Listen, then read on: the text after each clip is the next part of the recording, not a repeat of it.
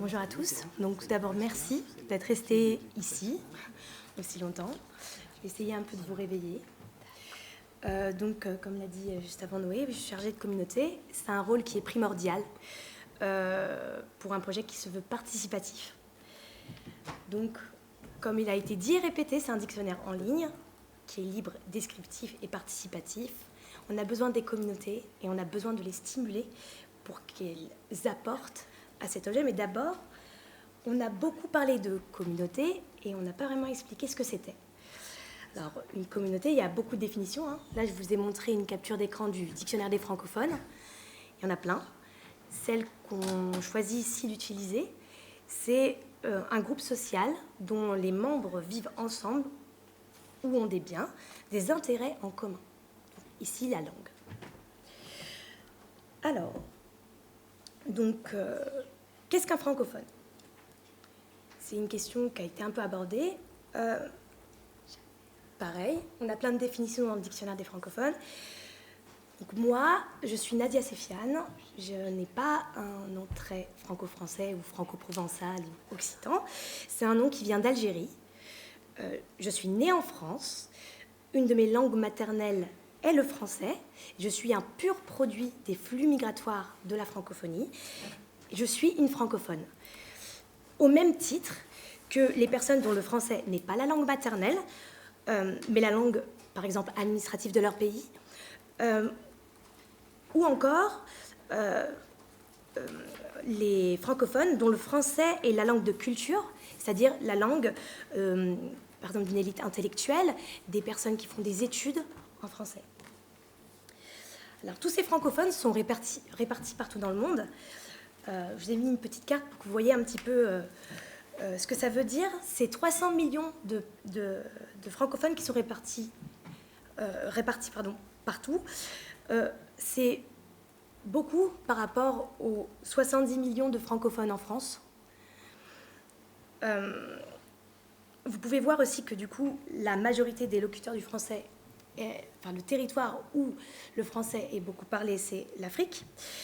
Comme le disait Nelly Porta au début de cette journée, la jeunesse francophone est effectivement africaine et ce sera de plus en plus vrai. Donc en 2050, plus de la moitié de la population africaine aura moins de 25 ans. Et quand on parle des estimations au niveau de la population africaine, on passe de 1 milliard de personnes à 2,5 milliards de personnes d'ici 2050. D'où l'intérêt d'avoir un outil comme le DDF, pour accompagner toute cette jeunesse, entre autres, et d'avoir un outil qui est accessible, comme l'avait dit Noé un peu plus tôt, avec une connexion Internet, pour, entre autres, accompagner leur apprentissage du français. Alors, donc je ne suis pas sociolinguiste, mais je pense qu'il est important quand même de parler et d'approcher cet aspect-là. On peut s'accorder sur le fait que, linguistiquement parlant, le français parlé en France, c'est-à-dire le français de l'élite dite parisienne ou tourangère, on ne sait pas trop. En tout cas, ce français de référence rayonne et a une influence sur toutes ces communautés réparties partout dans le monde. Néanmoins, il y a un peu une espèce de... comme des îlots en fait, communautaires, avec certes des échanges commerciaux et sociaux, par exemple avec les expatriés, les exilés, mais ce rayonnement linguistique favorise ce sentiment d'illégitimité et favorise l'insécurité linguistique. On n'a par exemple pas le bon accent, on n'a pas la bonne façon de parler, on n'a pas le bon vocabulaire. Et à l'oral, les groupes sociaux, en groupe social restreint, les gens vont s'amuser avec le français. Ils vont parler avec leur accent, avec des constructions grammaticales propres à leur région. Mais quand il s'agit d'avoir un emploi, quand c'est dans un contexte professionnel, ou quand on fait partie d'une élite intellectuelle, on va plutôt avoir tendance à gommer toute cette variété. De plus, il y a d'autres problématiques propres à chaque communauté, d'affrontement sur le terrain entre d'autres langues, par exemple l'anglais, qui est de plus en plus hégémonique, et qui permet aussi individuellement, pour chaque individu, de trouver un emploi, tout simplement. Alors, ah oui, j'ai oublié de parler de ça. Concernant les échanges linguistiques entre les communautés, donc en dehors du côté très central du français de référence, il y a la question, on se demande en fait s'il y a vraiment des échanges. Parce qu'on a beau être très connecté de nos jours avec Internet, les réseaux sociaux, on reste dans nos cercles communautaires. Les algorithmes favorisent et nous poussent à ça. Néanmoins, il y a par le biais des arts, donc le cinéma, la littérature, mais aussi la musique, des changements qui s'opèrent. En réalité, dans la langue, dans toutes ces variétés, le fait qu'on a des artistes qui vont chanter, slammer, rapper, écrire, rimer dans leur version, leur variété du français, eh bien ça montre qu'il n'y a pas que le français de référence, et c'est un moyen aussi de lutter contre cette insécurité linguistique et cette illégitimité.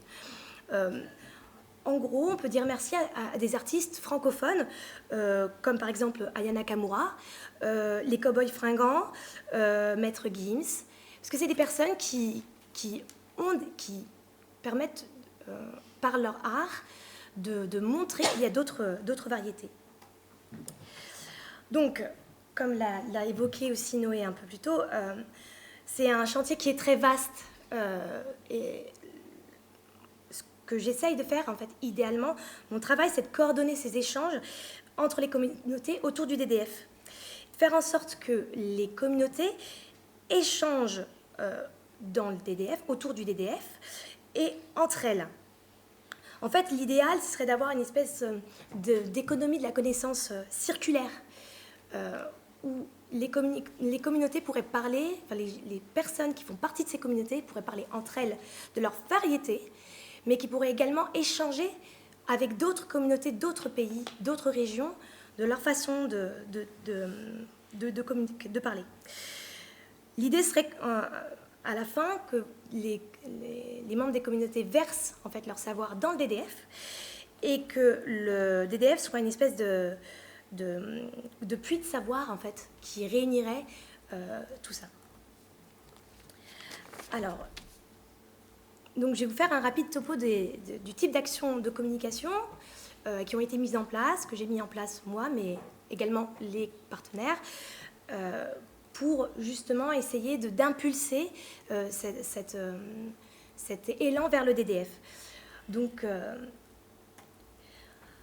il y a eu par exemple, enfin, il y a toujours une campagne de communication autour des mots du jour.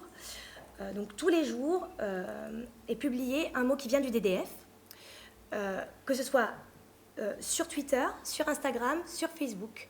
L'idée, c'est d'atteindre différentes communautés, parce que Twitter, on est clairement sur une francophonie plutôt du Nord, alors que Facebook, c'est plutôt francophonie des Suds, et on atteint un peu plus de monde. Il y a aussi toute la partie repartage et réaction. Si on identifie le dictionnaire des francophones, si on parle de néologismes, de mots nouveaux, sur ces réseaux, mon travail consiste à repartager et recommuniquer autour de ces actions-là. Et puis enfin, il y a toutes les campagnes autour des mises à jour, des ajouts de fonctionnalités, avec cette idée de faire connaître auprès du grand public le dictionnaire. Il y a eu aussi une progression donc constante du nombre d'abonnés, qui a été favorisée par les relais des partenaires, par les campagnes qui ont été notamment menées par la DGLFLF. Je pense notamment à la campagne qu'il y a eu avec Adamante Média, qui avait fait appel à des influenceurs camerounais, réunionnais, pour justement faire des espèces de petites capsules vidéo de quelques secondes en format vertical, qui permet où ils parlaient et communiquaient autour de mots de leur variété du français. Il y a eu également une campagne de communication sur les réseaux sociaux avec Little Sister, où là, il y a eu, cette agence de communication a fait appel à des influenceurs de Guyane, du Maroc et de Belgique, avec l'idée, c'était que ces influenceurs communiquent auprès de leurs abonnés, auprès de leur communauté à eux, pour qu'eux restituent des mots de leur variété et qu'à la suite de ça, le mot qui paraissait le plus poétique ou le plus intéressant a été animé dans une petite capsule vidéo qui a été produite par une jeune femme qui s'appelle Marion Auvin. Si vous êtes familier de Carambolage, c'est une animatrice qui a beaucoup travaillé avec eux. Il y a aussi le terrain. Donc, une manière d'atteindre les gens, une manière d'atteindre les communautés, c'est aussi de faire du terrain, d'aller à la rencontre de ces gens. Ça se passe notamment dans le cadre de salons. Il y a eu, avec Noé, avec Sébastien aussi, et les stagiaires de l'époque, on est allé aux Journées du logiciel libre pour tenir un stand, pour animer avec le mémo. Il y a eu aussi les Journées du numérique éducatif libre, où on a pu du coup échanger avec des enseignants de l'Académie de Lyon, Numérique en commun, où on est allé à la rencontre de tous les spécialistes. Enfin, on a rencontré des gens autour du numérique et dont le commun était le centre de prédilection. Il y a eu le forum aussi interministériel innovation technologique et plurilinguisme à Lille au début d'année, qui a été fait en distanciel, où on a communiqué du coup en français mais aussi en anglais dans le cadre de conférences. Donc ça, c'est plus de la tenue de stand, de la conférence. Il y a une autre façon de communiquer, c'est aussi dans le cadre d'ateliers de contribution. Ça, généralement, c'est moi qui m'y attelle.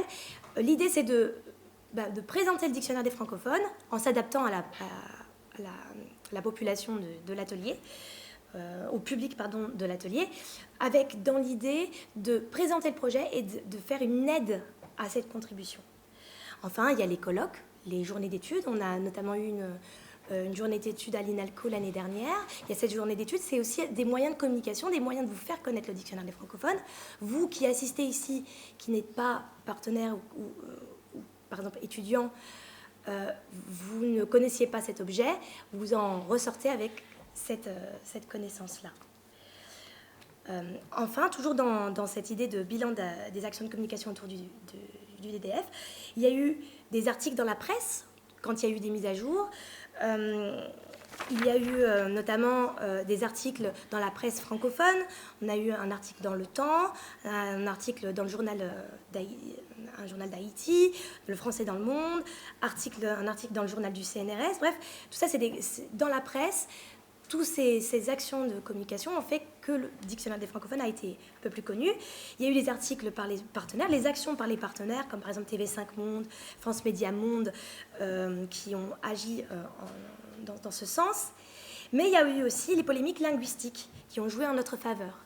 Alors, comme il a été dit plus tôt, le français est un peu la religion d'État en France.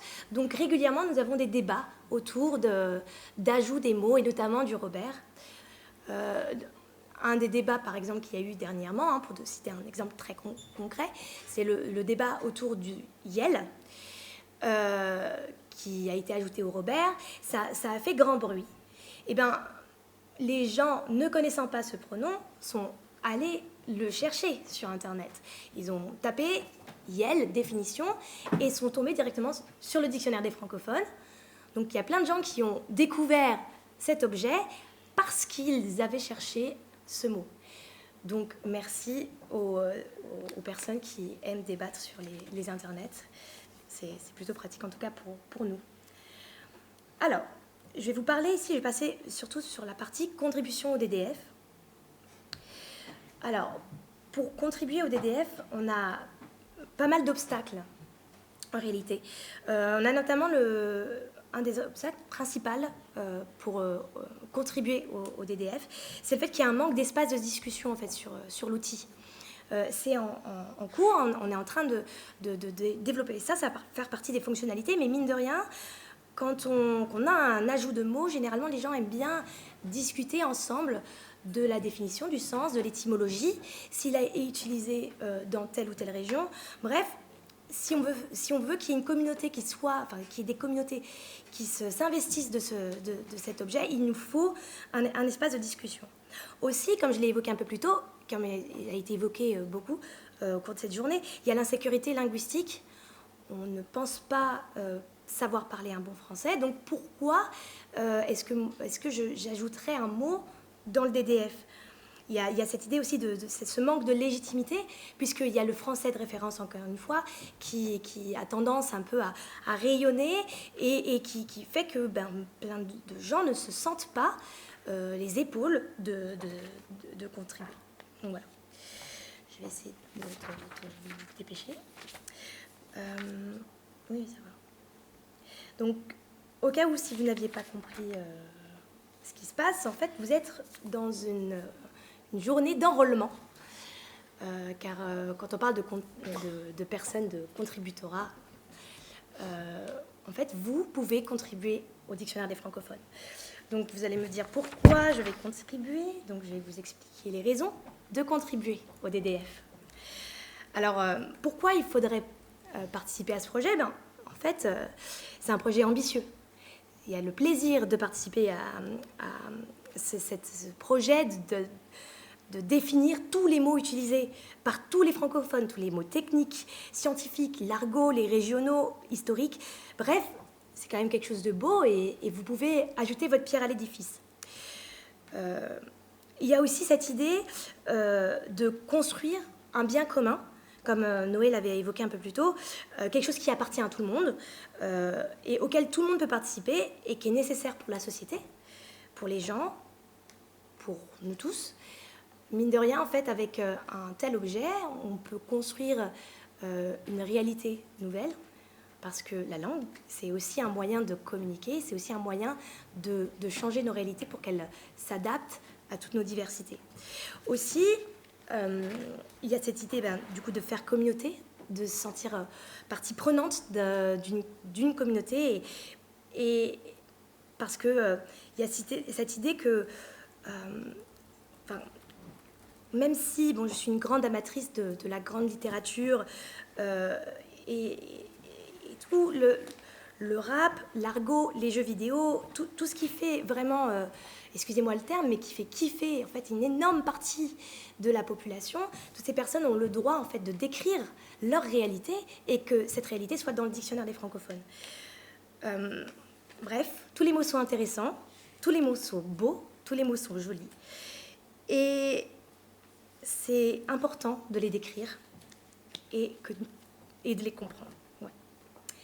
Alors, comment contribuer au DDF? Parce qu'une fois qu'on se dit qu'on a le droit d'y contribuer, on peut se demander, du coup, comment y contribuer.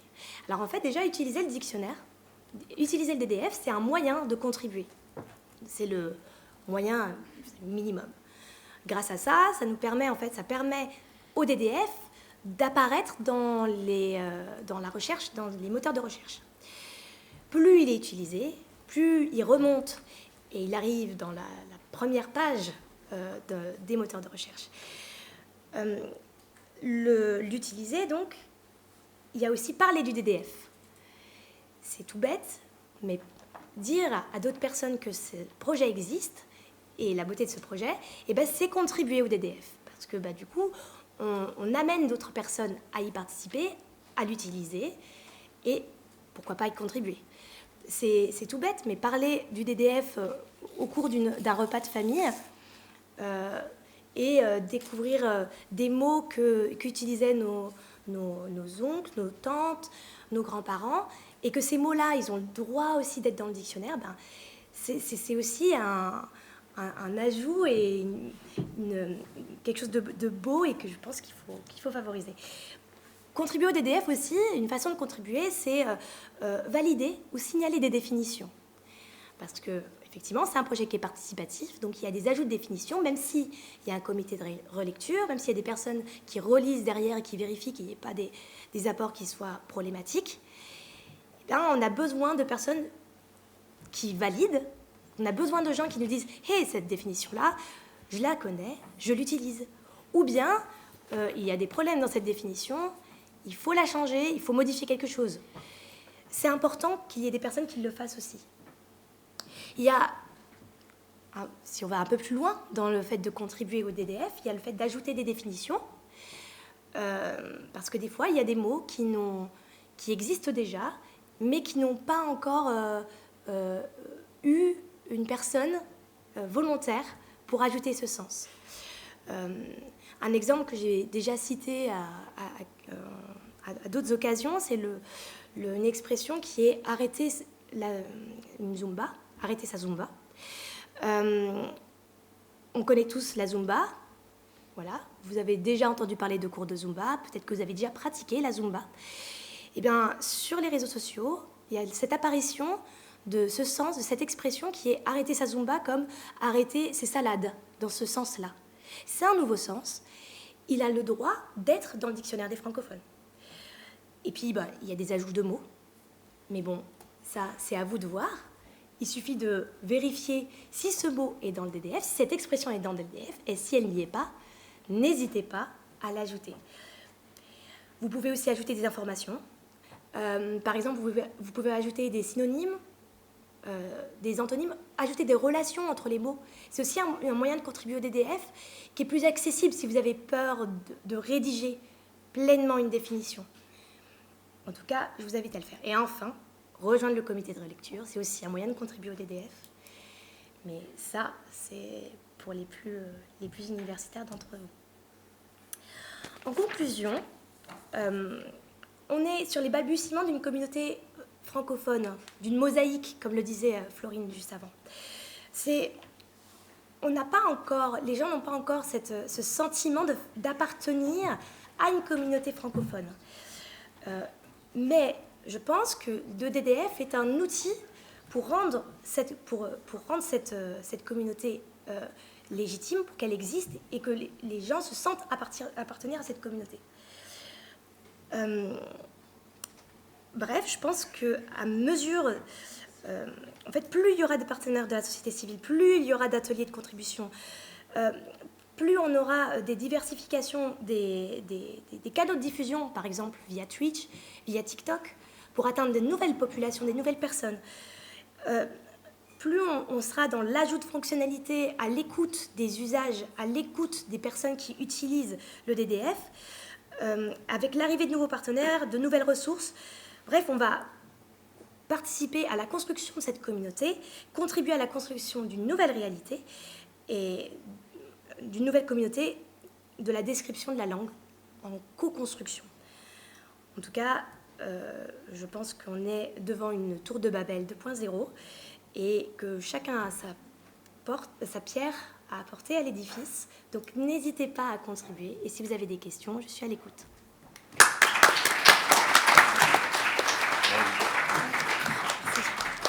Bien, merci Nadia. On arrive dans la dernière phase de questions et on est dans les temps, donc il y en a qui doivent partir d'urgence, qui s'excusent de partir à l'instant, mais si vous avez des questions, on est encore là. Ça ne vous fait pas trop peur, vous pouvez aussi contacter Nadia et elle vous répondra plus tard, si vous ne voulez pas prendre la parole maintenant. Donc vous pouvez dès à présent nous follow sur les Twitter, Instagram, Facebook et je pourrai répondre à toutes vos questions en MP. Voilà.